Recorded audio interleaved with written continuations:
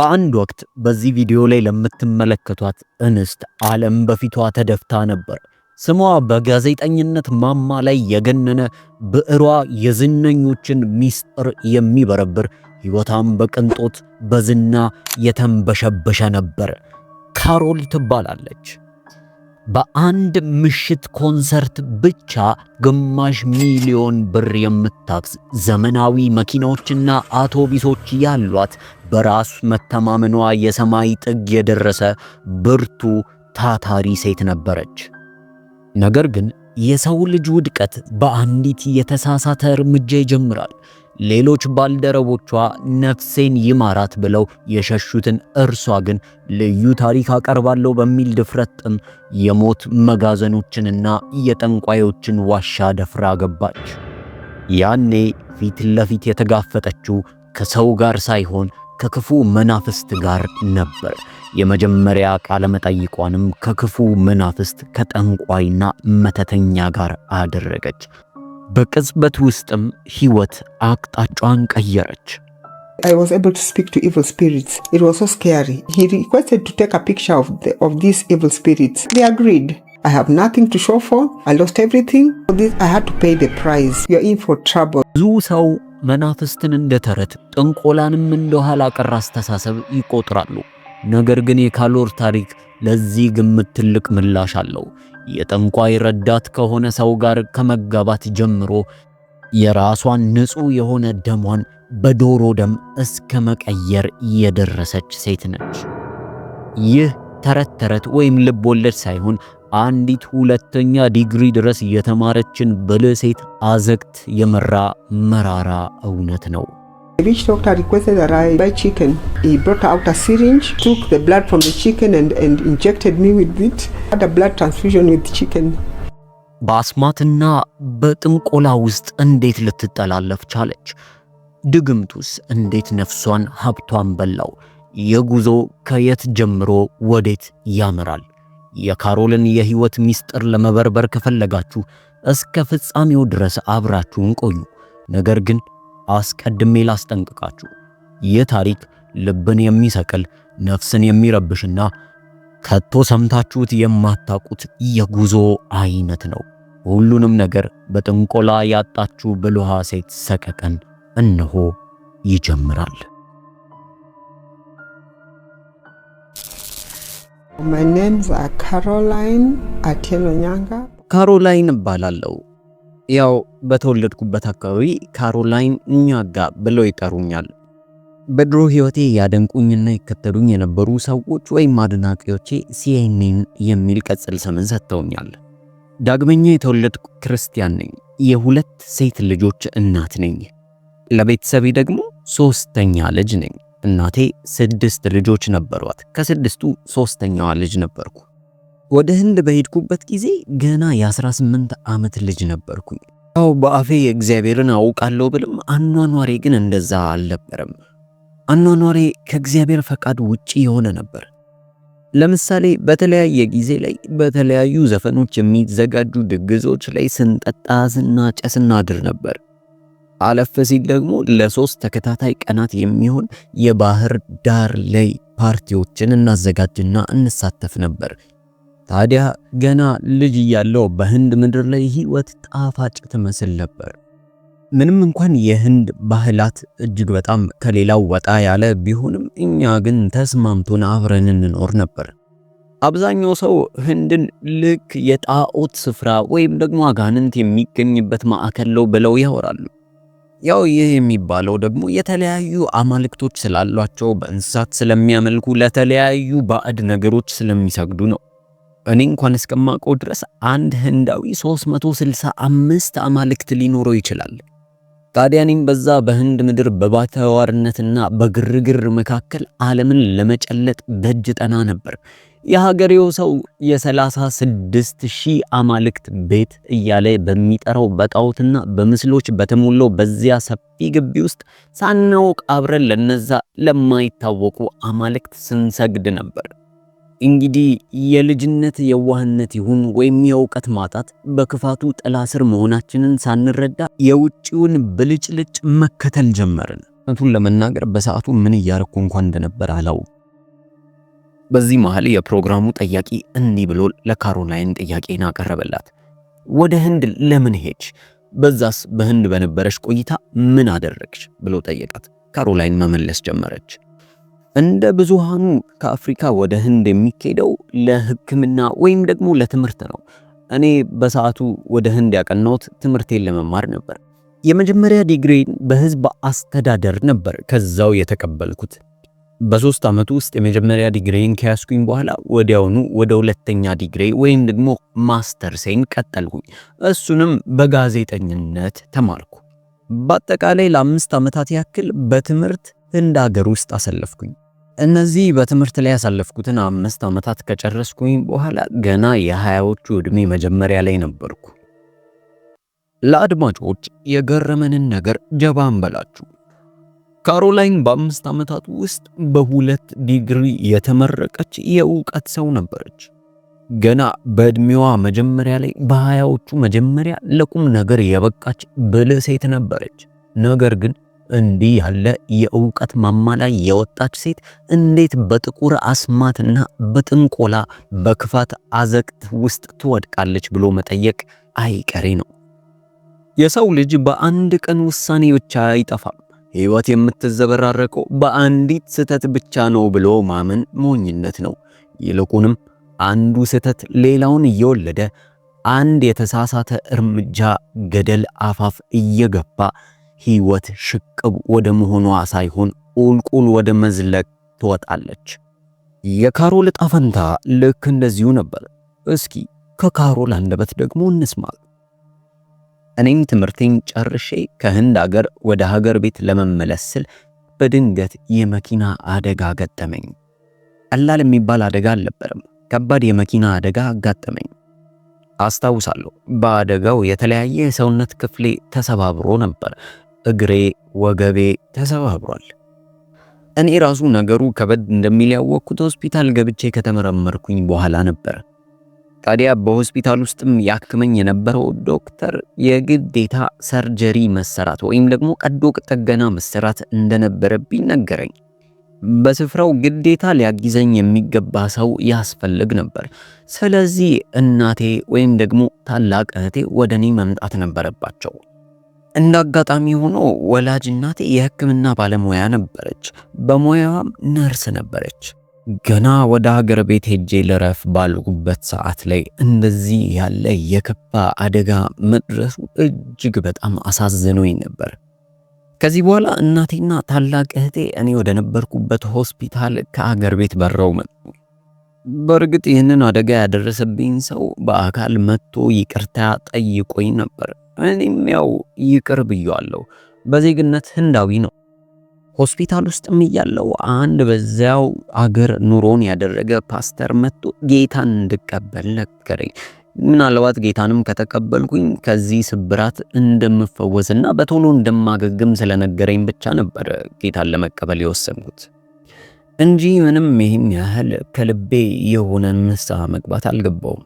በኋላም እንደ ቀልድ ሕይወቴን አሳልፌ ለኢየሱስ ክርስቶስ ሰጠው።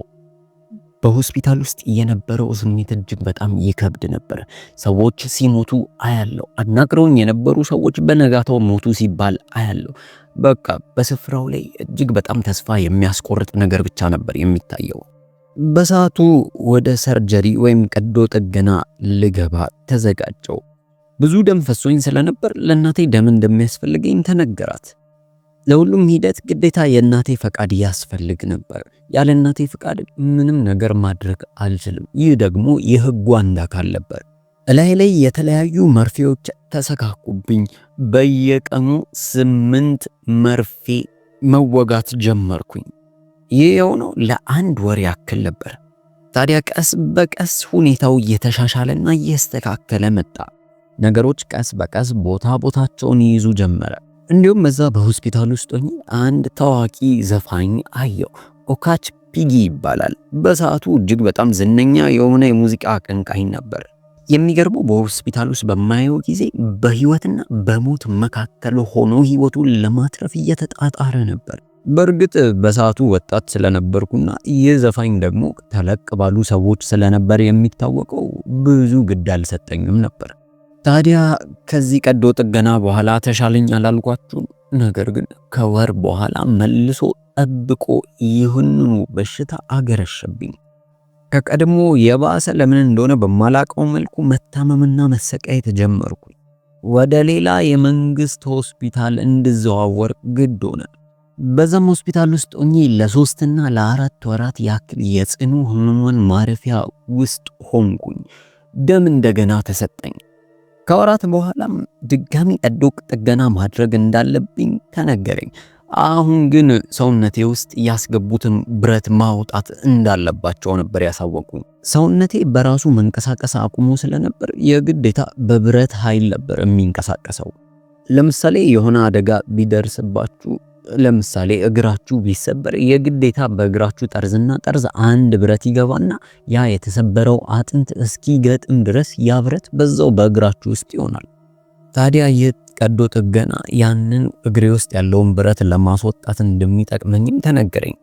አስታውሳለሁ በሰዓቱ የማልረሳው ኃይለኛ የሆነ ህመምና ስቃይ ውስጥ ነበር። ለ9 ሰዓታት ያክል ሐኪሞች ኦፕሬሽን ሲያደርጉብኝ ቆዩ። 9 ሰዓታት ሙሉ በቄራ ቢላ ስር እንደወደቀ መስዋዕት በሞትና በህይወት መጋረጃ መካከል ተኛው። በስተመጨረሻም በሐኪሞቹ እርዳታ እነዛ ብረቶች ከሰውነቴ እንዲወጣ ሆነ።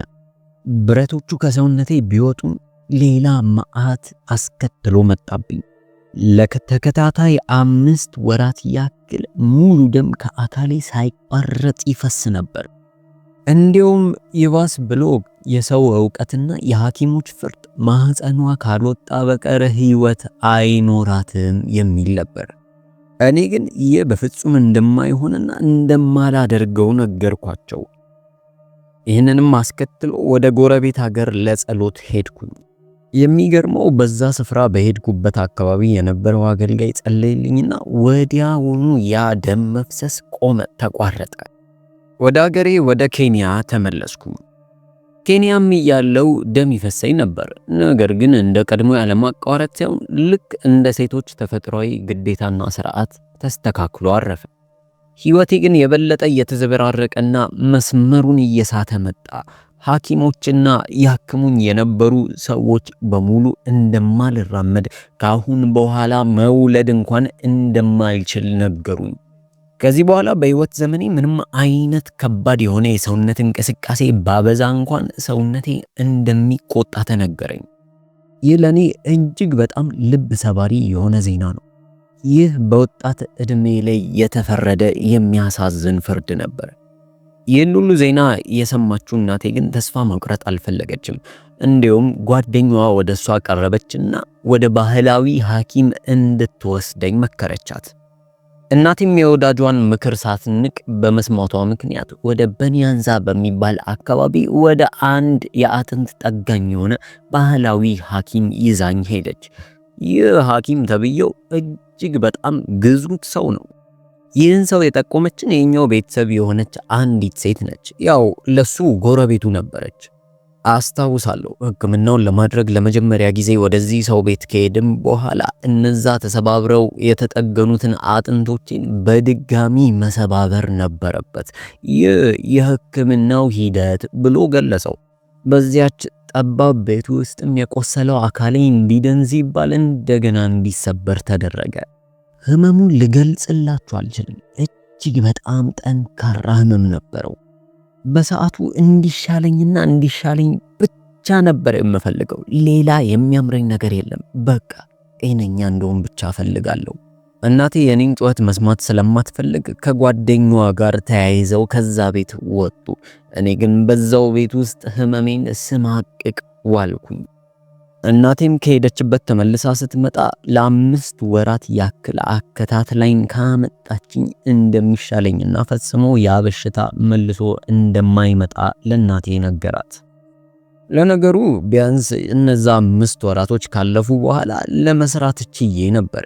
የተወሰነም መንቀሳቀስ ችያለሁ። ብቻ ከበፊቱ ሻል ያለ ሁኔታ ላይ ሆንኩ። እንደገና በእግሬ መቆም ቻልኩኝ። ያው ህንድ ውስጥ ያለው ሁለተኛ ዲግሪን በጋዜጠኝነት አልነበር የተመረቁት። ስለዚህ አንድ የሚታወቅ የሚዲያ ሽፋን ያላቸው ሰዎች ጋር መቀጠር ቻልኩኝ። ያው በግል ጉዳይ ምክንያት የዚህን ድርጅት ስም አልጠቅስም።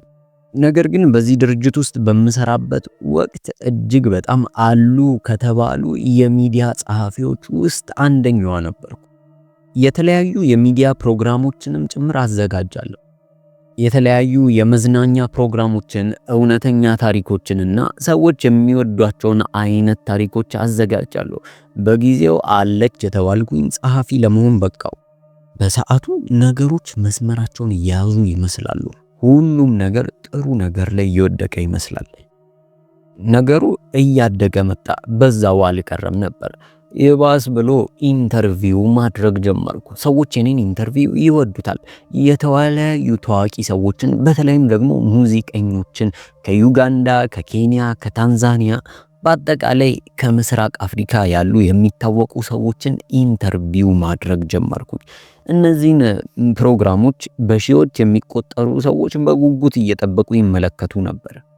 ከምስራቅ አፍሪካም ወጥቼ ወደ ማዕከላዊ አፍሪካ፣ ናይጄሪያ፣ ኮንጎ የተለያዩ አገሮች ላይ ያሉ ታዋቂ ሰዎችን ቃለ መጠይቅ አደርጋለሁ።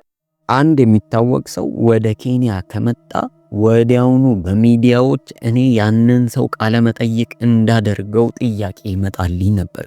ያንንም ሰው ቃለ መጠይቅ አደርገዋለሁ። እግዚአብሔር ይመስገን ጥሩ የሚባል የተለየ ተሰጥኦ ነበረኝ። ሰዎችን የመቅረብ ችሎታ ነበረኝ። ታዲያ እያደገ በሚመስል መልኩ ነገሮች ቁልቁል እየወረዱ መጡ። ይህ ግን የሚታየው በስጋዊው ዓለም አይደለም። በስጋዊው ዓለም የስኬት ማማ ላይ ልደርስ ትንሽ የቀረኝ ነበር የሚመስለው። ነገር ግን ከነዚህ ሙዚቀኞች በስተጀርባ ያሉ የተለያዩ ጠንቋዮችን ኢንተርቪው ወይም ቃለ መጠይቅ እንዳደርግ እድል ይመጣልኝ ጀመር። እድሉ ትልቅ ይመስላል። ብዙ ሰው ይህንን እድል ለማግኘት ይፈልጋል፣ ይጓጓ ነበር። እኔም በሰዓቱ ጥሩ እድል መስሎ ይታየኝ ነበር። ነገር ግን እነዚህን ጠንቋዮች ኢንተርቪውና ቃለ መጠይቅ ማድረግ ለኔ ስህተት የነበረው ነው። በአጠቃላይ በክፉ መናፍስት የተያዙ ሰዎችን ኢንተርቪው አረግ ነበር ብል ይቀላል። በሞያዬ ብርቱና ታማኝ ነበርኩና ሌሎች ጋዜጠኞች ነፍሴን ይማራት ብለው የሚሸሹትን ስራ ለኔ ይሰጠኝ ጀመር። የጠንቋዮችን ድብቅ ሚስጥር እንድመረምርና የሬሳ አጣቢዎችና የሞት መጋዘን ጠባቂዎችን እንድጠይቅ አልፎ ተርፎም ክፉ መናፍስትን ፊት ለፊት እንድጋፈጥ ተመደብኩኝ። ታዲያ እኔም ወጣት አይደለው? እኔም በወጣትነት ድፍረት ምን ይመጣብኛል? ምንስ ያገኘኛል? በሚል ትዕቢት ደረቴን ነፋው። የመጀመሪያ ኢንተርቪውን ሳደርግ አረሰውም። እጅግ በጣም የሚያስፈራ ድባብ ነበረው። ከአንድ የሥራ ባልደረባይ ጋር ሆነን ለመጀመሪያ ጊዜ በኢስትላንድ በኩል ወደሚገኝ አንድ ግዙፍ የጠንቋይ ቤት አመራን። ግቢው ልክ እንደ ጥልቅ ገደል እጅግ በጣም ያስፈራ ነበር። ልክ እንደ መቃብር ስፍራም ጭር ብሏል። ታዲያ ገና ወደ ቤቱ ዘልቀን በምንገባበት ሰዓት መጀመሪያ አይኔ ላይ ያረፈው በሰባት የደም ማሰሮች ላይ ነበር። ደግሞ እኮ ወጣትም ስለነበርኩ ደፋር ነበርኩ። ታዲያ በድፍረት በመገረም ጠንቋይን ይህ የደም ኩሬ ምንድን ነው ብዬ ጠየቅኩኝ። እሱም መለሰና የፊት ለፊትሽ የምታየው ደም ለመናፍስት የሚቀርብ የዕለት ጉርሳቸው ነው ሲል መለሰልኝ። ነገሩ ብዙም አልገባኝም ነበር። ደሙ ምንጩ ከየት እንደነበር ማወቅ ጓጉቼና ፈልጌ ነበር። ከእንስሳት ወይስ ምናልባትም ከሰው የመጣ ደም ነው የሚል ጥያቄ ጭንቅላቴ ውስጥ አደረ። በሰዓቱ ራሴን ምን ውስጥ እየከተትኩ እንደነበር አላወቅኩም ነበር። ነገር ግን እሱም ቀለል አድርጎ ጭንቀቴን የእንስሳት ደም እንደሆነ ነግሮ ፎይ አስባለ። ከምን አይነት እንስሳት? እንዴት ከእንስሳት ሁሉ ደም ሊቀዳ ቻለ? ይህንን ሁሉ አልጠየቅኩም ነበር። ብቻ የማየውን አያለው። ከፊት ለፊቴ 7 የደም ማሰሮች ብቻ ነበሩ። እውነት ይሁን ውሸት መከራከር አልቻልኩም። ነገር ግን በእያንዳንዱ ማሰሮ ውስጥ ደግሞ 7 ግዙፍ የመጠጫ ቱቦዎች ተተክለው አየው። ልክ ሰው ጁስ አዞ በስትሮ እንደሚጠጣ ልክ እንደዛ አይነት ስትሮ ሆኖ ነገር ግን ሰፋ ያለ ነበር። ጭንቅላቴ ውስጥ ይህንን ስመለከት ብዙ ጥያቄዎች ይነሳ ነበር። ነገር ግን መናፍስቱ በእነዚያ ቱቦዎች ደሙን እንደሚጠጡ ነገረኝ። በድንጋጤ ዝምታን መረጥኩ። ታዲያ በድጋሚ በሻንጣ የተሞላ ገንዘብ ያለበትን ቦታ ደግሞ አሳይ። እዚህ ሻንጣ ውስጥ በሺዎች ሳይሆን በሚሊዮኖች የሚቆጠሩ ገንዘብ እንዳለበት ያስታውቃል። እንግዲህ ይህ ሁሉ እየተፈጠረ የነበረው ገና ቃለ መጠይቁን እንኳን ሳንጀምር ነበር። እነዛን ጥያቄዎች የማነሳው ለቃለ መጠይቁ ሳይሆን ለራሴ እውቅና ፈልጌ ነበር። ታዲያ ቃለ መጠይቁን ከመጀመራችን በፊት ልቤ በጥቂቱ መፍራት ጀመረ። ይህ ፍርሃቴ አይኔ ላይና አፌ ላይ ያስታውቅ ነበር። በዚህም ምክንያት ያ ግዙፉ ጠንቋይ ወደ ቤት ተመልሰን እንድንሄድና ከሳምንት በኋላ ለቃለ መጠይቁ እንድንመጣ ሐሳብን አቀረበልኝ። ምንም ሳናቅማማ ወዲያውኑ ተስማማን። ታዲያ ከሳምንት በኋላ ለፈተናው ተዘጋጅተን ተመለስን። አስታውሳለሁ የዚህ ጠንቋይ ዋነኛ ዓላማ መናፍስትን መጥራትና መናፍስቶችን ማባበል ነበር። ነገሩ እጅግ በጣም ያስፈራል። ቤቱ ጭምር በጣም ያስፈራና ያንገሸግሽ ነበር። ወደኋላ መመለስ እንፈልግ ነበር። እኔና አብሮኝ የነበረው ካሜራማን ብናፈገፍግ ደስ ይለናል።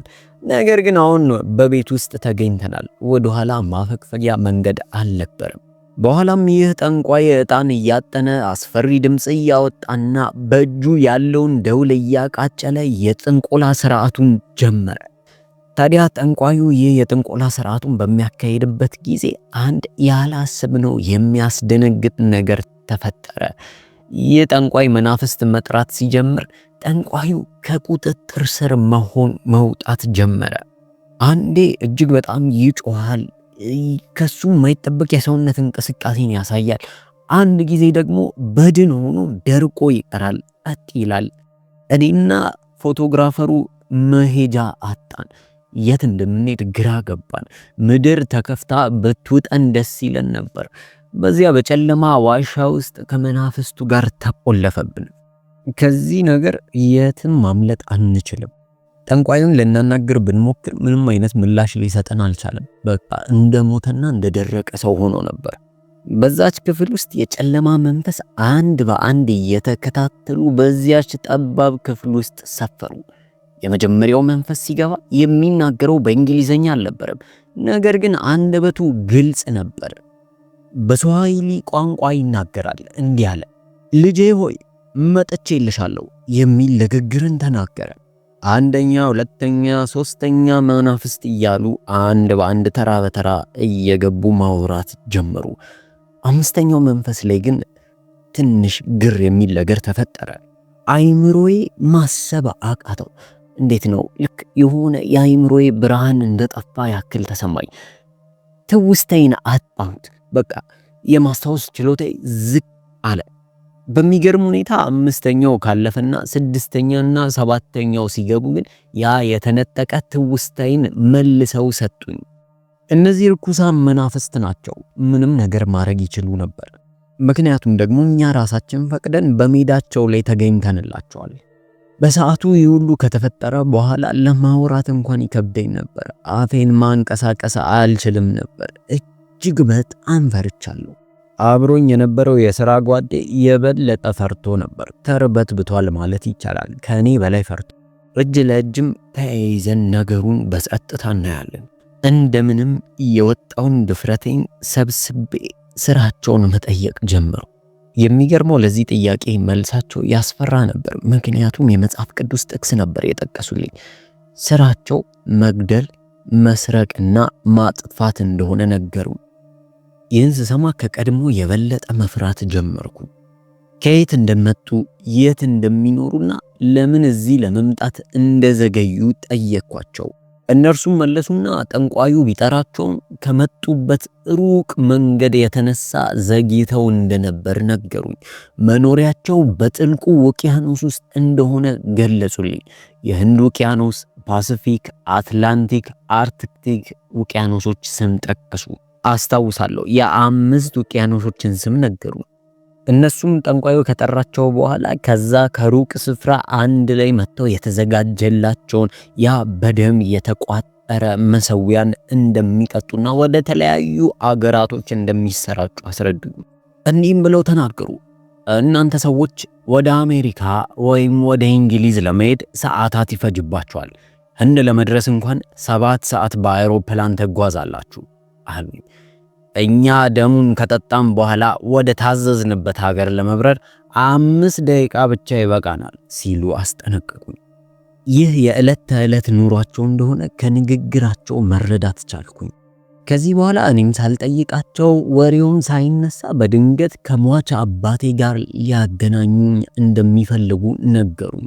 በሚገርም ሁኔታ በድፍረት እንዲህ ብዬ መለስኩ። መጽሐፍ ቅዱስ በሕያዋንና በሙታን መካከል ግንኙነት እንደሌለ ይናገራል ብዬ አሻፈረኛለሁ። ደግሞም ከሌሎች ሟች ዘመዶቼ ጋር እንዳወራ ቢጠይቁኝም አልፈቀድኩም። ፎቶግራፍ አንሺው ግን አሁንም በድንጋጤ ደርቋል። አስታውሳለሁ ቃለ መጠየቁን አርገን ከጨረስን በኋላ እነዚያም መናፍስት ፎቶ ሊያነሳቸው ፈቃድ ጠየቀ። እነርሱም ተስማሙ። የሚገርማችሁ ነገር በጊዜው ካሜራው እጅግ በጣም ጥራት ያለውና ሌተስት የሚባል አይነት ነበር። ዘመናዊ ካሜራ ነው። ነገር ግን በምስሉ ላይ የሚታዩት መናፍስት ሳይሆኑ ልክ እንደ አጽም ያሉ አጥንቶች ነበሩ። ያው እሱም እኔም ባይገባንም በቃ የነዛን አጥንትና የተለያዩ አጽሞች ፎቶዎች አነሳን። በስተመጨረሻም በቃለ መጠይቁ ላይ ስለ ማንነታቸውና ስለ ተግባራቸው ብዙ ከጠየቅኳቸው በኋላ እንዲህ ሲሉ አስጠነቀቁኝ። ስለኛ ክፉ ነገር እንዳትጽፊ፣ ካልሆነ ግን እንመጣብሻለን፣ የት እንደምናገኝሽ እናውቃለን አሉኝ። እኔም ስለነሱ በፍጹም ክፉ ነገር እንደማልጽፍ ቃል ገባውላቸው። ከዚህ በኋላ እነዚህ የርኩስ መናፍስቶች አንድ በአንድ መሄድ ጀመሩ። ከዚህ ቀን በኋላ ነው በህይወቴ ውስጥ አንድ ነገር እየተቀየረ የመጣው። በቃ በውስጤ የሆነ ሽግግር መሆን ጀመረ። በዚያ መንገድ ላይ ምን እንደሚጠብቀኝ አላወቅኩም ነበር። የሚገርማችሁ ነገር ፈቃድ ጠይቆ ያነሳው አብሮኝ የነበረው ካሜራማን ልክ ከዛች ቤት እንደወጣን ካሜራ ውስጥ የነበሩ ሁሉም ዶክመንቶች ሙሉ በሙሉ ፎርማት ሆነው ነበር። አንድም ከዚህ በፊት የተቀረጸ ነገር በውስጡ አልነበረም። ሜሞሪው ባዶ ሆኖ ነበር። ሁለታችንንም እጅግ በጣም አስደነገጠን። በሰዓቱ እነሱን በማንሳታችን እጅግ በጣም ደስተኛ ነበረን። ነገር ግን ከዛ በኋላ የነበረው ውጤት እጅግ በጣም አሳዘነን። ደግሞም ለቀጣሪዎቻችን ምን መናገር እንዳለብን እንኳን አናውቅም። ምክንያቱም ፎቶ አንስተን ነበር፣ አሁን ግን ፎቶ ተሰለበ ማለት አንችልም። ይህ እሽም የሆነ ምክንያት ይመስላል። ድንጋጤው ግን በዚያ ብቻ አላበቃም። ይልቁንስ ወዲያውኑ በአካሌ ላይ ከባድ የሆነ ህመም መጣብኝ። ጭንቅላቴን እንደ መዶሻ የሚወቅር ኃይለኛ ህመም ተሰማኝ። ጤናዬ ሙሉ በሙሉ ተናወጠ። እኔም ሆንኩ ጓደኛዬ በሞትና በህይወት መካከል የቆምን ያህል ተሰማን። እጅግ በጣም በክፉ ህመም ተመታን። በዚህም ምክንያት አቅራቢያዬ ወደሚገኝ ወደ አንድ ቤተክርስቲያን ለመሄድ ወሰንኩኝ። እኔ በዚህ ወሰንኩኝ። አብሮኝ የነበረው የሥራ ባልደረባዬ ግን በፓስተሮች ወይም ደግሞ በተለያየ መንፈሳዊ ቦታዎች አያምንም ነበር። ስለዚህ እሱ ወደዚህ ወደ ቤተክርስቲያን ለመምጣት አልፈቀደም። አስታውሳለሁ በዛኑ ጊዜያት ወዲያውን ወደ ቤተክርስቲያን ሄድኩኝ። ፓስተርማ አግኝቼ እንዲጸልይልኝ አደረግኩኝ። ከመጸለዩ በፊት ያደረግኩትን በሙሉ ተናዝዤ ተነገርኩኝ። የተለያዩ ርኩስ መናፍስትን አግኝቼ እንደነበር አወራሁት። እርሱም ይህን ሰምቶ ከጸለየልኝ በኋላ ነፃ ወጣው። እኔም ከዛ በኋላ የተለያዩ ፓስተሮች ጋር እየሄድኩኝ ጸሎት እንዲያደርጉልኝ እጠይቃቸው ነበር። ይሁን እንጂ ጓደኛዬ አሁንም በክደቱ ጸንቶ ለጸሎት አልተንበረከከም። ታዲያ አንድ ቀን ይህ ክስተት ከሆነ ከ6 ወራት በኋላ አስታውሳለሁ፣ በከተማዬ ውስጥ እየተዘዋወርኩኝ ሳለ አንድ ሰው ከጀርባዬ መጥቶ ትከሻዬን ነካኝ። ዞር ብዬ ይህንን ሰው ማንነት ልክ ስመለከት እዛ ጠንቋይ ቤት ውስጥ የነበረ አንድ ሰው ነው። መናፍስቶቹ በሰራሹ ታሪክ እጅግ በጣም ተደስተዋል ብሎ ነገረኝ። ደግሞ አስታውሳለሁ ልክ ይህንን ታሪክ ከሰራው በኋላና ከተለቀቀ በኋላ እጅግ በጣም ብዙ ሺዎች ነበረ አባስተው የወሰዱት። ለኛ እጅግ በጣም ትርፋማ የሆነ ነበር። የሚገርማችሁ ነገር የጠንቋይ መጥቶ ትከሻይን መጥቶኝ ከሄደ በኋላ እንደገና ፍርሃትና ሰቀቀን ወረረኝ። ተመልሼ ለጸሎት ተንበረከኩኝ። ይሁን እንጂ ጓደኛዬ ግን አሁንም እምቢ አለ። 6 ወራት ሳይሞላው ግን ያ ጓደኛዬ ማለትም ፎቶ አንሹ ካሜራማኑ ጓደኛዬ በድንገት ታሞ ከዚህ ዓለም በሞት ተለየ። እኔ ግን ዛሬ የቆምኩት በእግዚአብሔር ጸጋ ነው ብዬ አምናለሁ። ተመልሼ ወደ ቤቴ ሄጄ ለመተኛት እረፍት ለማድረግ በመሞክር ጊዜ በፍጹም አልቻልኩም ነበር። በቃ ለመተኛት በምሞክርበት ሰዓት የተለያዩ እንቅስቃሴዎችን በግቢ ውስጥ ሰማለሁ። ማንም ሰው ባይኖርም እንኳን የሆኑ የሚያወሩ ሰዎችን ድምጽ ሰማ ነበር። ቤቴ ውስጥ መኝታ ክፍሌ ውስጥ ሰዎች ያሉ ያክል ጫጫታ ይሰማኝ ነበር። ባልጋዬ ላይ ሆኜ ስፈራ ለመጸለይ ሞክራለሁ። ነገር ግን ነገሮች አሁንም እየሆኑልኝ አልነበረ። እንግዳ የሆኑ ድምጾችና ግርግር ሰላም ይነሱ። ቀስ በቀስ ደግሞ በማላውቀው መልኩ ነገሮች መሻሻል ጀመሩ። ጥቂት መሻሻል በህይወቴ ላይ መታየት ጀመረ። በዚህ መሃል ነው ሌላ ጣጣ ይመጣብኝ። በዚህ መሃል አንዲት የሥራ ባልደረባዬ ባለጠጋ ባል አገኝልኝ ስትል ተማነጸነችኝ። የቅርቤ ሰው ስለነበረች የምሰራውን ታውቃለች። ወደዚያ ጠንቋይ ሄጄ ታሪክ እንደጻፍኩኝ ታውቃለች። ስለዚህ ወደዚህ ጠንቋይ እንድወስዳት ለመነችኝ። እኔም በዚያ ጨለማ ውስጥ ሆኜ አሁንም የዋህነት ይሁን ድፍረት ሳላውቅ ወደ ሌላ ጠንቋይ ቤት ወሰድኳት። የዚህኛው ጠንቋይ ቤት የተለየ ነበር። መናፍስቱ ግን ቀድሞውኑ ከነፍሴ ጋር ተቆራኝተው ነበርና ወዲያውኑ አወቁኝ። እንዲህም እያሉ ይሳለቁ ነበር። እርስ በርስ እናወራለን፣ አንዷ ስትሄድ ሌላኛዋ ትተካለች እያሉ ይስቃሉ። ለጓደኛዬም ያን ባለጠጋ ባል የምታገኝበትን መጥፎ መድኃኒት ሰጧት። አንድ የምታየው ባለጠጋ ሰው ካለ እሱ ምግብ ውስጥ ወይም መጠጥ ውስጥ የምትጨምረውን መድኃኒት ሰጧት። እሷም አንድ የምታየው ባለጠጋ ሰው ነበር። ታዲያ ያንን መድኃኒት በሰውየው ምግብ ላይ አደረገች። ለጥቂት ጊዜ አብረው ነበሩ። የተለያየ ነገሮችን አብረው ሲያደርጉ ፖስት ያደርጉ ነበር። ነገር ግን በኋላ ላይ ጓደኛዬም ድንገት ደብዟ ጠፋ። የት እንዳለች አላውቅም፣ የት እንደሄደች አላውቅም። የማውቀው ነገር የለም። በሰዓቱ አንድ ነገር ይገባኝ ነበር። በህያዋን ዓለም ብቻ ሳይሆን በሙታንም ዓለም የታወቅኩ ሆንኩኝ። ይህ እንዳለ ሆኖ በአንድ ትልቅ ሆስፒታል ውስጥ የሬሳ አጣቢዎችን ታሪክ እንድዘግብ ተላኩኝ። ለሰዓታት ያክል ከሙታኖች ጋር በአንድ ክፍል ውስጥ እንዳልፍ ተደረግኩ። ታው ትንሽ ያስፈራና ይከብድ ነበር። ለሰዓታት ከሙታን ጋር ማሳለፍ ትንሽ ይጨንቃል። በሰዓቱ ሙታንን እንዴት እንደሚንከባከቡና እንዴት እንደሚያስተካክሉ ማወቅ ፈልጌ ስለነበር አካሄዱን መረምር ነበር። ታዲያ አንድን ሰው ሬሳ ከመገነዝ ጀምሮ እስከ ማሳመሩ ድረስ በዝርዝር እንድመለከት ተደረግኩ። በክፍሉ ውስጥ የተመለከትኳቸው አንድ በመኪና አደጋ የሞቱ ወጣቶች ነበሩ። ወንድና የሴት አጽሞች ናቸው። የእነዚህን ወጣቶች ሰውነት በመጠቀም እንዴት እንደሚያደርቋቸውና እንዴት ለመቀበር እንደሚያዘጋጇቸው ያሳዩኝ ነበር። ከዚህ በኋላ ወደ ከተማው ትልቁ የሬሳ መጋዘን አመራው። በዚያም ያየሁት ሁሉ ሰቀቀንና ድንጋጤ ነበር። ያለፈው ሰቆቃ ግን ገና ጅምር ነው። በከተማው ግዙፍ የሬሳ መጋዘን ውስጥ ስገባ አየሩ ሁሉ በሰቀቀንና በለቅሶ የታወከ ነበር። እስከ መጨረሻው ድረስ እንድሄድ ትዕዛዝ ተሰጠኝ። በዚያ በበጋ ግለት በድኖች እንደ ሸቀጥ ተደርድረው አየው። ነገሩ ትንሽ አይምሮን የሚያውክ ነበር። ባጭሩ በዚያ ስፍራ ላይ የተለያዩ ብዙ አይነት ሰዎችን አየው። በተለያየ ምክንያት የሞቱ ሰዎችን ስመለከት ልቤ ስንጥቅ አለ። በመኪና አደጋ የረገፉ፣ በኤሌክትሪክ ተደብልበው ከሰል የሆኑ፣ ደግሞም በገዛ እጃቸው ህይወታቸውን ያጠፉና በመኖሪያ ቤታቸው በድን ሆነው ደርቀው የተገኙ ሬሳዎችን ሁሉንም አየው፣ ተመለከትኩ። እኔም በጋዜጠነት ብዕሬ ሚስጥራቸውን ለመዘገብ በዚያ በድን በተሞላበት ክፍል መካከል በድፍረት ተራመድኩ። ከዚህ በኋላ ወደ ኬንያታ ሆስፒታል አመራው። እዚያም የሬሳ አጣቢዎችን አገኟቸው። እንዴት ሬሳን እንደሚሸኙም ተመለከትኩ። ጉዞዬን ቀጠለና ወደ ኒያንዛ አቀናው። በዚያ ግን ከሬሳ አጣቢ ይልቅ የሞት ጠባቂ የሚባል አንድ አእምሮ የዛለ ሰው አጋጠመኝ። ይህ ሰው የለየለት እብድ ነበር ማለት ይቻላል። ምክንያቱም እኔ ይህን ሰው በምተዋወቅበት ጊዜ ከሬሳዎች ጋር በመሆን የተለያየ ሙዚቃዎችን እየቀየረ በእነዚህ ሬሳዎች መካከል ይደንስ ነበር።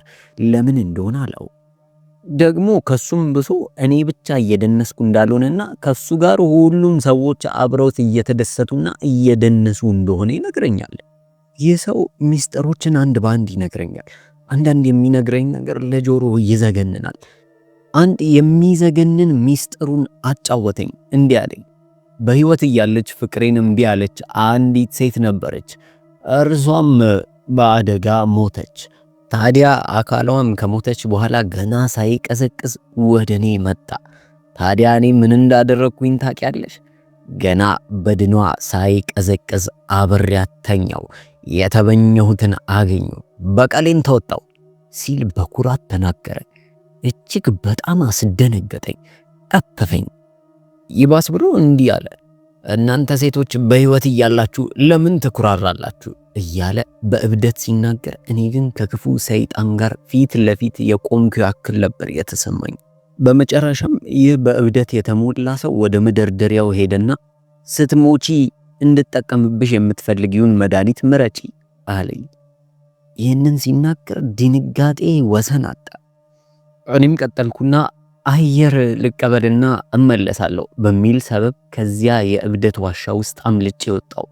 ይህን ሁሉ ስነግራችሁ ግን የምተዳደረው በዚህ በጋዜጠኝነት ሙያዬ ብቻ አልነበረም።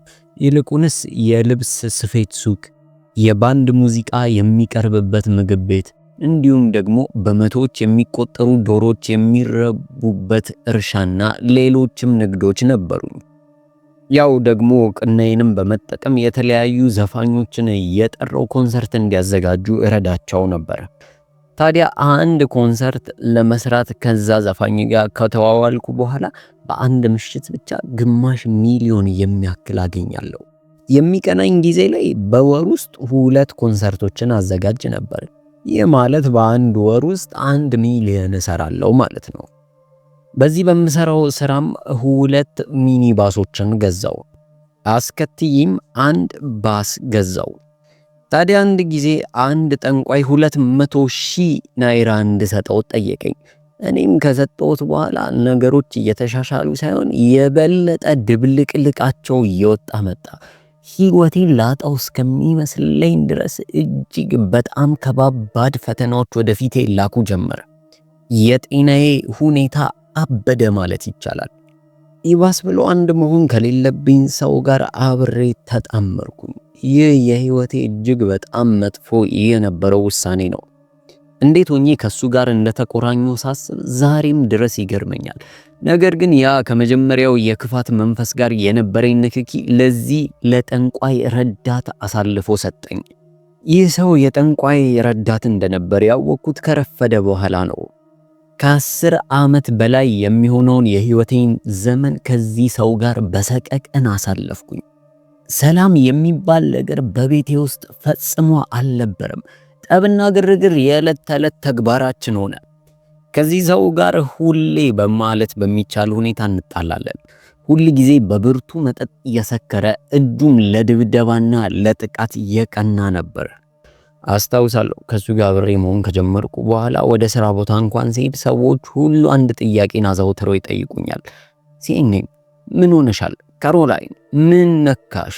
እያሉ አዘውትረው ይጠይቁኛል።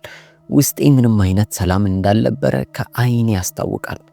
ይህ አብሬው የነበርኩት ሰው ሴቶችን በጣም ይወድ ነበር። ከሴቶች ጋር ያልተገባ ግንኙነቶች ነበሩት። የመጠጥ ባሪያ ነው። አንድ የሚገርመኝ ነገር ነበር። ባረገዝኩኝ ቁጥር ያ እርግዝና ይጨናገፋል። ለምን እንደሆነ በማይገባኝ ሁኔታ እርግዝናው ሁል ጊዜ ሲጨናገፍ አገኘዋለሁ። አረግዛለሁ፣ ይጨናገፋል፣ አረግዛለሁ፣ ይጨናገፋል።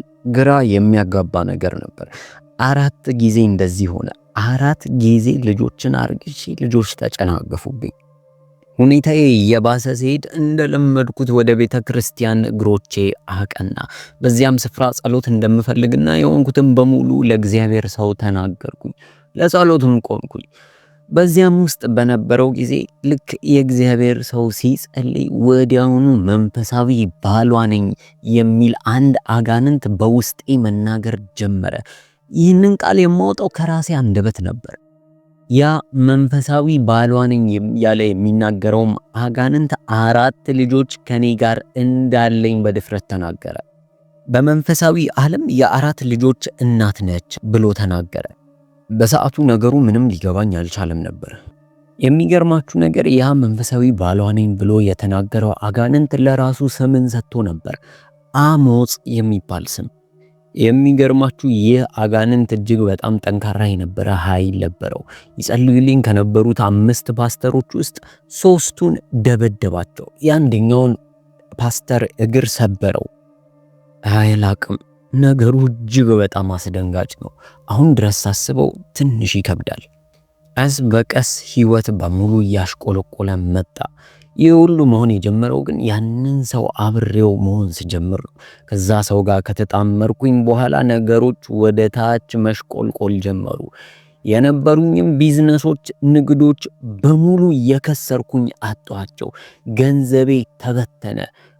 ጤናዬን እንዴት ላስረዳችሁ እንደምችል አላውቅም። በቃ ጤናዬ ከላይ ወደ ታች ፈረጠ። የሚገርመው ነገር ያ አብሬው የተጣመርኩት ሰው የጠንቋይ ረዳት መሆኑን እስከ ቅርብ ጊዜ ድረስ ደብቆኝ ነበር። ንግዶቼ ሲከስሩ፣ ሀብቴ እንደ ጉም ሲበንና ጤናዬ ሲታወክ ሚስጥሩ ወጣ። እኔ በአንድ ሚዲያ ምስክርነቴን ለመስጠት ስዘጋጅ እርሱም እኔም ምስክርነት መስጠት እፈልጋለሁ በማለት ነው ረዳት ጠንቋይ መሆኑን ያመነው። ያኔ ነው ሁሉም ነገር መገለጥ የጀመረው። መላ ህይወቴ በውሸት ላይ እንደተገነባ ተረዳው። ቤታችን ሙሉ በሙሉ የክፋት መናኸሪያ ሆነ ማለት ይቻላል። እንዲሁም በአንድ ጊዜ ሌላ ጠንቋይ ወደ ቤታችን አምጥቶ በልጆቼ መኝታ ክፍል ውስጥ ያሳድረው ነበር። እኔ ሳላውቅ በዚያ ክፍል ውስጥ ሆኖ መናፍስቱን ይማልዱ ነበር። መናፍስቱም ቀድመውኑ ያውቁኝ ነበርና በነፍሴ ላይ መሰልጠን ጀመሩ። የሚገርመው ይህ ሁሉ በህይወቴ ላይ ሲሆን ገና የውድቀቴ መጀመሪያ ላይ ነበርኩኝ። ነገሮች ግራ ቢገቡኝና ቢጨንቁኝ ጤናዬ እንዲመለስና ሀብቴ እንዲበዛ በሚል ሰበብ 200,000 የሚያክል ናይራ ከፈልኩ። ያ ጠንቋይ ግን የሚዘገንን መድኃኒት ሰጠኝ። ያ መድኃኒት ከምን እንደተሰራ በኋላ ነው ያወቅኩት። ከሰው በድን፣ ከሟቾች አጥንት ስጋ እንዲሁም በሚያስጠላና በሚዘገንን ሁኔታ ከመቃብር አፈር በተበጠበጠ የሞት መጠጥ ነበር። ያን መጠጥ አብረውኝ የጠጡ ሰዎች ሁሉ ሲሞቱ፣ እኔ ግን በፈጣሪ ቸርነት ተረፍኩ። ይህ ሁሉ ሆኖ አሁንም እውር ነበርኩኝ። በድጋሚ ይህንኑ መጠጥ እንድጠጣ አደረገኝ፣ አዘዘኝ። እኔም ጠጣው።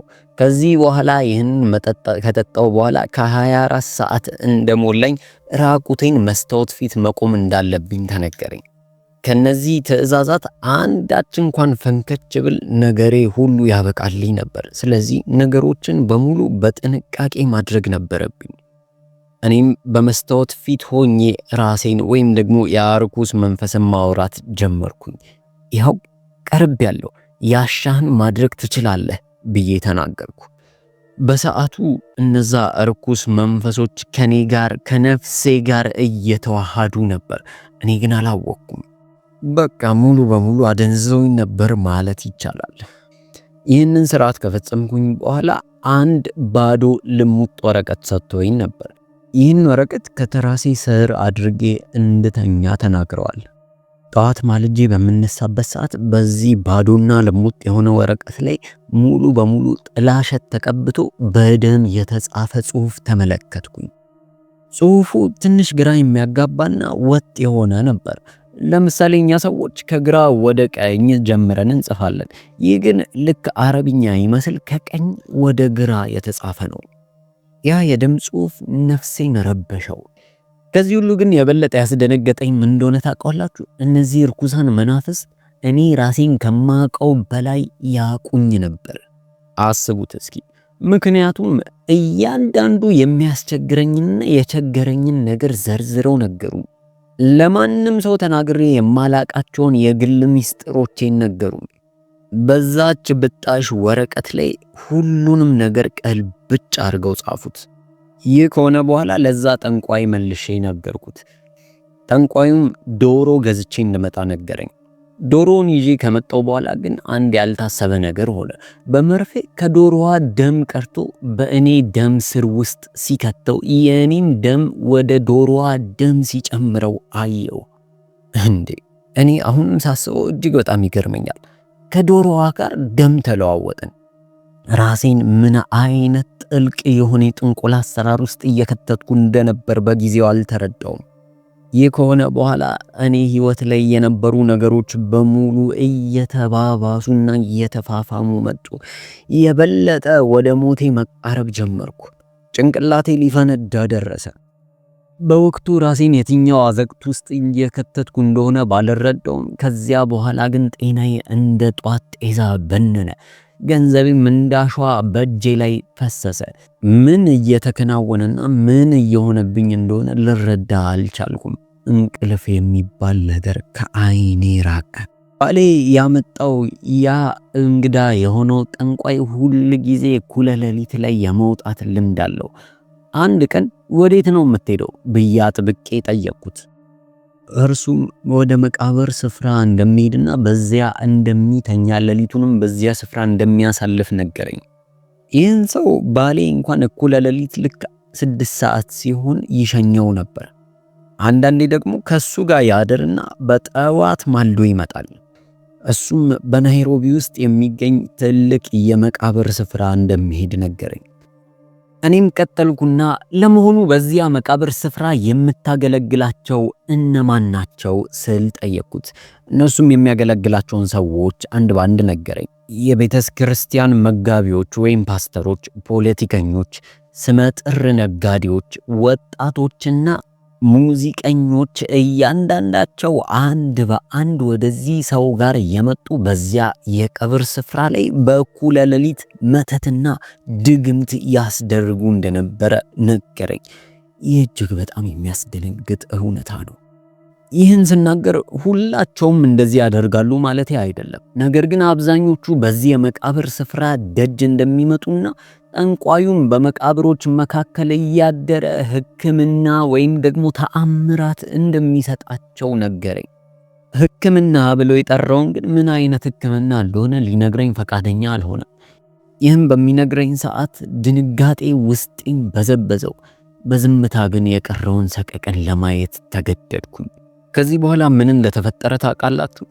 በ10 ዓመታት የትዳር ዘመናችን ሙሉ በሙሉ በውሸት ማህደር ውስጥ አጉሮኝ ህይወቴን እንደ ጧት ጤዛ ያበነነው ያ ባሌ በመጨረሻ ምን ቢያደርግ ጥሩ ነው? በድንገት ጥሎኝ ወጣ። ድንገትም ወደ ጎረቤት ሀገር እንደሚሄድ ነገረኝ። ከዚህ በኋላ ለጆሮ ከበድ የሚል ነገርን ነገረኝ።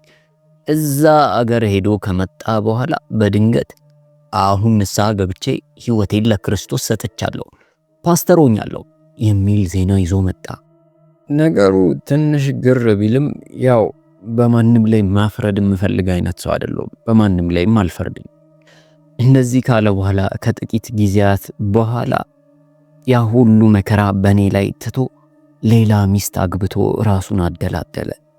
4 ልጆቼን ቀጥፎ ከበላ በኋላ በምድራዊው ዓለም የቀሩኝን 2 ሴት ልጆቼን ይዤ በባዶነት መካከል እንድቆም አደረገኝ። እንግዲህ ምንም ማድረግ አይቻልም። አሁን ስለሱ ልወቅሰው ወይም ደግሞ ስለሱ ላወራ አልነበረም የመጣሁት። ያ አንድ ቀን በአጋንንት ዓለም ምንም ሳልጠነክር ሄጄ የተዳፈርኩት አሁንም ድረስ ዋጋ ያስከፍለኛል። ላለፉት 6 ዓመታት ምንም አይነት ስራ የለኝም። ትናንትና ላይ በቅንጦት ህይወት ውስጥ የነበርኩኝ በሚሊዮኖች የምጫወትና ዓለምን በብሬ ያዳረስኩ ሴት ነበርኩ። ዛሬ ላይ ግን የምበላውና የምጠጣው የጠፋብኝ የኑሮ ፈተና የከበበኝ ምስኪን ሆኛለሁ። አጋንንት ጋር መቃለድ በጣም መጥፎ ነው። አሁን ላይ በሰራውባቸው ቦታዎች በሙሉ ደሞዝ እንኳን ሳይከፍሉኝ ወራቶችና አመታት አልፈዋል። ሁል ጊዜ ሳስበው የሚያሳዝነኝ ነገር ከዚህ በፊት በሙያዬ ብዙ ሽልማቶችን ያጠለኩና ብቃቴ በብዙዎች ዘንድ የተመሰከረልኝ ታላቅና አንጋፋ የሆንኩኝ ጋዜጠኛ ነበርኩ። ዛሬ ግን እነዚያ ሽልማቶች ለልጆቼ ዳቦ ሊሆኑኝ አልቻሉም። አሁን ድረስ ሳስበው አይገባኝም። አሁንም ለምንም አይነት ስራ ብቁ ነኝ። የትምህርት ማስረጃ አለኝ፣ የሥራ ማስረጃ አለኝ። ነገር ግን የትም ቦታ መግባት አልቻልኩም። የሥራ በሮች በሙሉ ድፍንፍን ብለው ተዘግተውብኛል። ልጆቼ በእግዚአብሔር ጸጋ ብቻ እየኖሩ ያሉ ናቸው። የተለያዩ ስራዎች ላይ ለማመልከት ብሞክርም አንዳቸውም ሊቀበሉኝ ፈቃደኛ አይደሉም። ለኔ የማይመጥንና ከትምህርቴ ከስራዬ ልምድ አንጻር ዝቅተኛ የሆኑ ቦታዎች ላይ እንኳን ባመለክት አንዳቸውም ሊቀጥሩኝ አልፈለጉም። ስራ ላይ ያላንኳኳሁት ደጅ የለም። ነገር ግን ሁሉም በሮች ዝግ ሆኑብኝ። አንዳንድ የእግዚአብሔር ሰዎች ነገሩ መንፈሳዊ ነው፣ ሰዎች እንዳይረዱሽ የጥንቁ ዓለም ተንኮል ሰርቶብሻል፣ የክህደትና የእርጅና መንፈስ ተለቆብሻል እያሉ ይነግሩኛል። እኔ ግን አሁንም ውጊያው የእግዚአብሔር ነው ብዬ ራሴን አጽናናለሁ።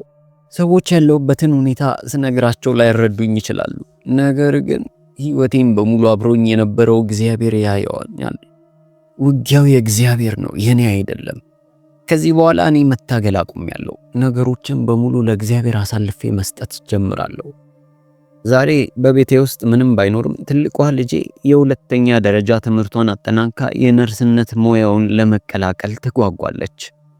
እሷ የምትፈልገውን የነርስነት ሙያ ለመቀላቀል ወደ 100,000 ናይራ ያስፈልጋል። እውነቱን ለመናገር በእግዚአብሔር ፊት እኔ አሁን ላይ 5 ሳንቲም እንኳን የለኝም። ማርች 16 ሲመጣ ወደዛ ግቢ መሄድ አለባት፣ ወደዚያም መቀላቀል አለባት። ቀኑ ካለፈ አለፈ ነው። ሁል ጊዜ እየመጣች አንድ ነገር ትለኛለች። እናቴ እግዚአብሔር መቼ ነው በሩን የሚከፍትልን? በቤት ውስጥ መቀመጥ ሰለቸኝ ስትለኝ አንጀቴ በቁጭት ይቃጠላል። ምን ብዬ መመለስ እንዳለብኝ ለሷ አላው። ነገር ግን አንድ ነገር አውቃለሁ፣ እግዚአብሔር ታማኝ ነው። አንድ ቀን መንገዱን ይከፍትልናል ከማለት ውጭ የምሰጣት መልስ የለኝም። አይደለም ለልጄ በቤት ውስጥ መቀመጥ ለኔም ይሰለቻል። ወገኖቼ 6 ዓመት ሙሉ ያለ ስራ በቤት ውስጥ መቀመጥ በጣም ከባድ ነገር ነው፣ ቀላል አይደለም። በተለይም ደግሞ የተማራችሁ ሆናችሁ ለዛውም ውጭ ሀገር ድረስ ሄዳችሁ እስከ 2ኛ ዲግሪ ድረስ ተምራችሁ ብዙ የሥራ ልምድ ኖሯችሁ ከዚህ ቀደም ሰው ሁሉ ለማየት የሚጓጓላችሁ ሰዎች ሆናችሁ አሁን ያለ ስራ ማንም ሳይፈልጋችሁ ስትቀመጡ ያማል። ድሮ በድፍረት አረጋቸው የነበሩት ኢንተርቪዎችና ቃለ መጠይቆች ለአጋንንትና ለጨለማው ኃይል ትልቅ የሆነ በርን እንደከፈተ አውቃለሁ። አሁን ለእናንተ ታሪኬን ስነግር ሁሉንም ነገር አጥቼ ነው የምነግራችሁ። በአንድ ወቅት ሁሉም ነገር ነበረኝ፣ ብዙ ብሮች፣ በወር ውስጥ ያለ ደሞዝ እስከ 1 ሚሊዮን የማገኝ ሴት ነበርኩ። አሁን ግን ባዶ ነኝ። አሁን ላይ ከእግዚአብሔር ውጪ ምንም ነገር የለኝም። እግዚአብሔር መጠለያዬ ነው። ብዙ ጓደኞች ነበሩኝ። ሁሉም መቸገሬንና ክፉ ነገር ላይ መውደቄን ሲያዩ እያንዳንዳቸው አንድ በአንድ ሸሹኝ። ታውቃላችሁ፣ ብዙ ሰዎች በችግር ጊዜያችሁ ላይ አይፈልጓችሁም፣ አብረው ማሳለፍ አይፈልጉም። ሰዎች እናንተን እንደ ሸክም ማየት ይጀምራሉ። እግዚአብሔር ግን ምንም ነገር ላይ ብንወድቅም እንኳን አይሰለቸው። እግዚአብሔር አምላካችን መንፈስ ነው። እግዚአብሔር ድንገት ከሰማይ መጥቶ ነገሮችን ሊቀያይራል ብዬ አላስብም። ነገር ግን ሰዎችን ተጠቅሞ ካለውበት ማቅ ውስጥ እንደሚያወጣኝና በድጋሚ በእግሬ እንድቆም እንደሚረዳኝ አውቃለሁ። ምናልባት ኬንያኖችን ላይጠቀም ይችላል። ነገር ግን ከዓለማት ሁሉ እግዚአብሔር ብዙ ሰዎች አሉት። እግዚአብሔር ያሻውን መጠቀም ይችላል። እግዚአብሔር ለኔ መልካም እቅድ አለው። ገና በእናቴ ማፀን እያለሁ ያቀደልኝ ትልቅ የከፍታ ስፍራ አለ። ለዛ ነው በትንቢተ ኤርምያስ ምዕራፍ 29 ቁጥር 11 ላይ ለእናንተ የማስባትን ሐሳብ እኔ ያውቃለሁ፣ ፍጻሜዋን ተስፋ እሰጣችሁ ዘንድ የሰላም ሐሳብ ነው እንጂ ክፉ ነገር አይደለም ብሎ ቃል ገብቶልናል። አሁን ላሉ ወጣቶች፣ ታዳጊዎች ማስተላለፍ የምፈልገው መልእክት አለ። በተለይም በአሁን ጊዜ ለምን እንደሆነ በማላውቀው ሁኔታ ብዙ ሰዎች ጠንቋዮች ጋር መሄድ ይፈልጋሉ።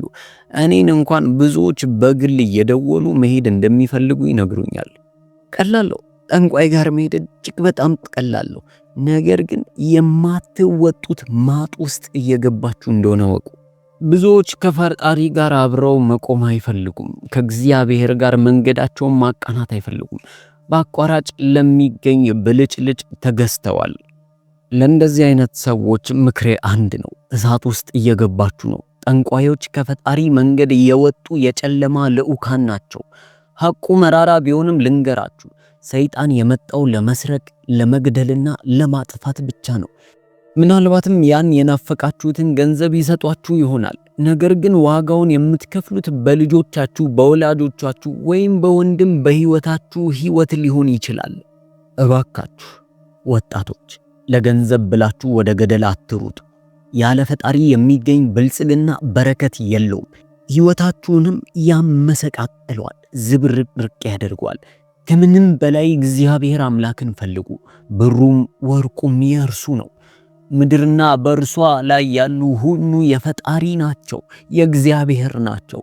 እርሱም በወደደው ሰው በኩል በረከቱን ይሰጣል። በከንቱ ወደ ጥንቆላና ወደ ጨለማው ዓለም አትግቡ፣ ጊዜያችሁን አታባክኑ። ይህን የምላችሁ እንደ ጋዜጠኛ ብቻ ሳይሆን እንደ እናትና የጨለማውን ዓለም ሰቀቀን በአካል እንደ ቀመሰች ሴት ነው። ሳላውቅ ወደዛ ወደ ጨለማው ዓለም ገብቼ ዛሬ ባዶነት ውስጥ ተጥለቅልቄያለሁ። ሁሉንም ነገር አጥቻለሁ፣ ዋጋውንም በጽኑ ከፈልኩኝ። ስለዚህ ወደ ጠንቋይ ቤት ለመሄድ የምታስቡ ሁሉ መከራና ጥፋትን እየጋበዛችሁ መሆኑን እወቁ። አንድ ነገር ልብ እንድትሉ ፈልጋለሁ። ዲያብሎስ ምንም አይነት ነፃ ስጦታ የለውም። ያልታወቀውን ለማወቅ የምናሳየው ጉጉት አንዳንድ ጊዜ ሕይወታችንን ያስከፍለናል። ውድ ተመልካቾች ከዚህ ታሪክ ብዙ እንደተማራችሁ እናምናለን። ካሮል በአንድ ወቅት በቃላት ኃይል የሰዎችን ታሪክ የምትገነባ እውቅና ያላት ዝነኛ ጋዜጠኛ ነበረች። በመጨረሻ ግን የገዛ ታሪኳን በደምና በድግምት ቃላት ተገነባ። ዛሬ ላይ በአቋራጭ መክበር እንደ ስልጣኔ በሚቆጠርበት ዘመን የካሮል ባዶ እጅ መቅረት ትልቅ ደውል ነው። ስኬት ያለ በረከት፣ ዕውቀት ያለ መንፈሳዊ ጥንካሬ፣ ሀብት ያለ ሰላም ሁሉም ከንቱ መሆናቸውን ይህ ታሪክ በደም ይናገራል። አስተውሉ፣ ዲያብሎስ መቼም ቢሆን ነፃ ስጦታ የለውም። መንፈሳዊ እርዳታ የሚያስፈልጋችሁ ከሆነ በቴሌግራም ወይም ደግሞ በመስመር ስልክ ይደውሉልን። እናመሰግናለን።